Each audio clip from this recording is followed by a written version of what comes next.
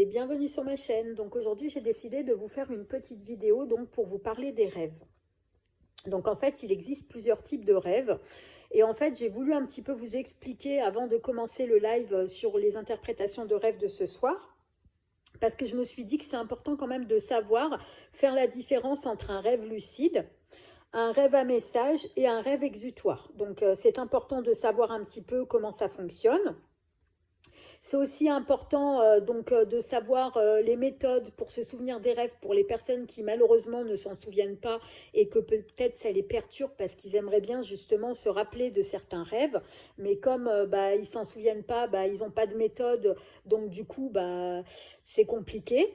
Et vous allez voir qu'il y a une méthode qui est très simple et très efficace par rapport à ça. Donc, je vais vous expliquer par rapport à cette vidéo également. Donc, en fait, mon guide, il insiste pour que je fasse cette vidéo parce qu'il m'a donné pas mal d'informations par rapport à ça.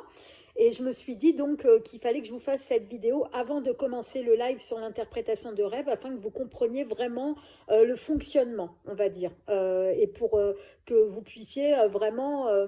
quand vous me transmettez par exemple un rêve que vous allez faire ce soir, par exemple, et que vous sachiez faire la différence et tout de suite éliminer certains rêves en disant tiens, ça c'était plus un rêve exutoire, ça c'était plus un rêve à message, ça c'était plus un rêve prémonitoire. Donc c'est vraiment pour faire la part des choses entre tout ça. Et pour les personnes qui ne seraient pas là sur le live ce soir, comme ça ils comprennent un petit peu le fonctionnement des rêves parce que c'est aussi important de connaître un petit peu comment ça fonctionne.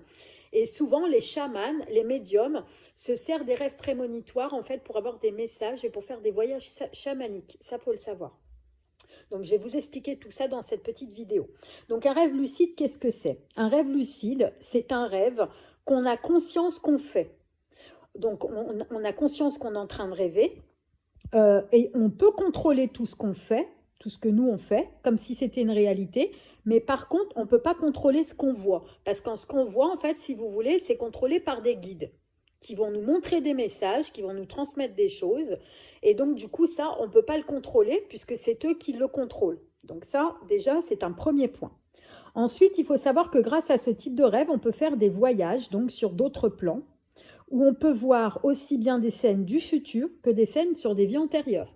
Donc il y a des médiums qui arrivent à voir des scènes de vie antérieure grâce à des rêves prémonitoires. Donc on dit prémonitoire parce que c'est des rêves qui sont réels en fait et on va dans d'autres plans, on régresse dans le temps grâce à ces rêves-là.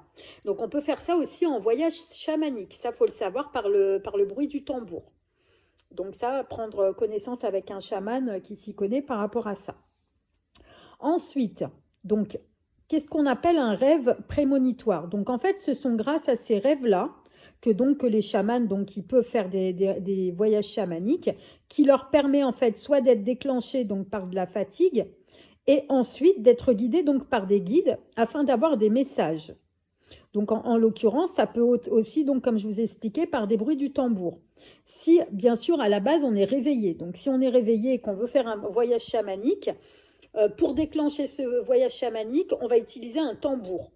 En fait, le bruit du tambour, et ça va nous transporter dans un autre voyage, dans un voyage, et en fait, on va faire un rêve éveillé, en fait. Donc ça, c'est pour tout ce qui est rêve...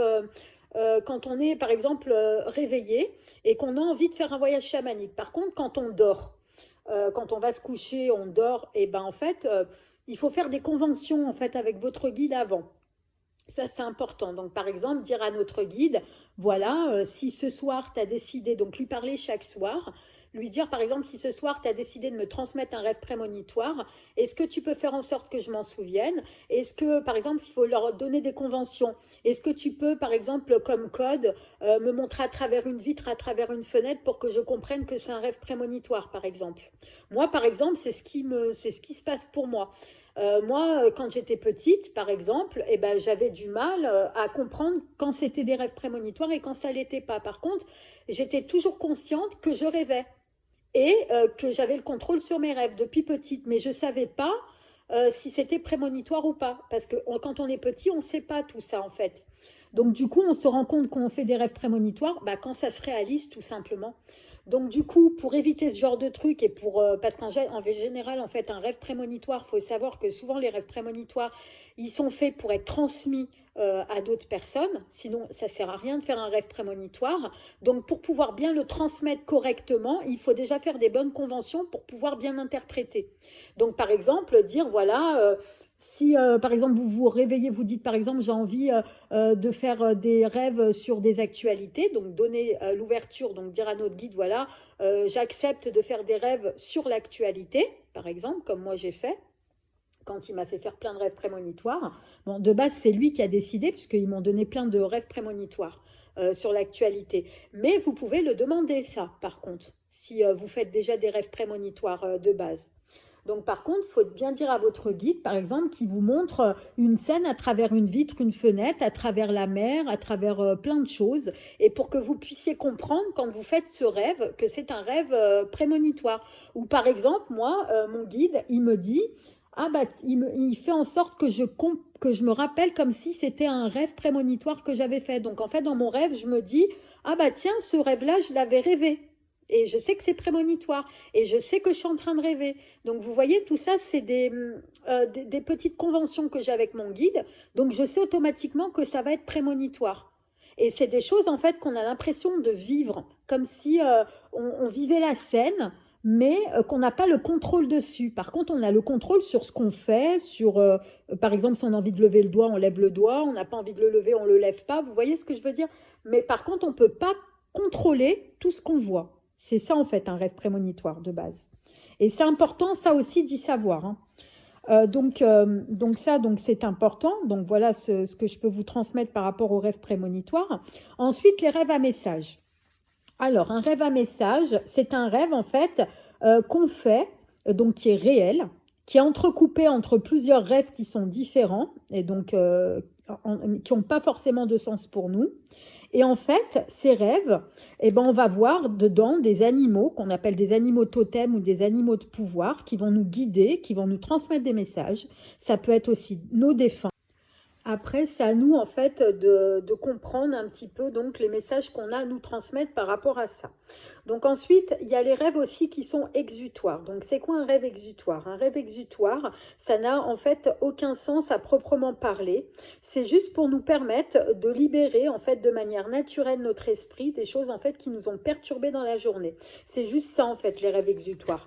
Donc ensuite, au niveau en fait pour se rappeler des rêves. Donc en fait pour se rappeler des rêves, moi j'ai une méthode qui est très simple, c'est-à-dire que 3 ou 4 heures avant d'aller se coucher, vous allez demander donc à votre guide de vous rappeler des rêves. Donc pour cela, vous allez allumer une petite bougie blanche et vous allez lui demander que c'est important pour vous en fait de vous rappeler de vos rêves au niveau de votre équilibre et tout ça.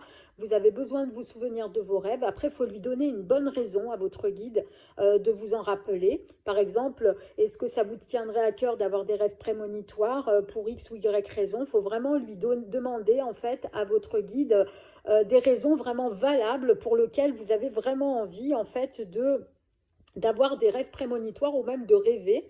Peut-être que pour votre équilibre, vous avez besoin des fois d'avoir des rêves qui vont vous permettre aussi d'avoir des moyens pour évacuer certaines pressions de la journée, certains stress. Des fois, c'est bien aussi de se rappeler de ses rêves, même s'ils n'ont pas vraiment de sens.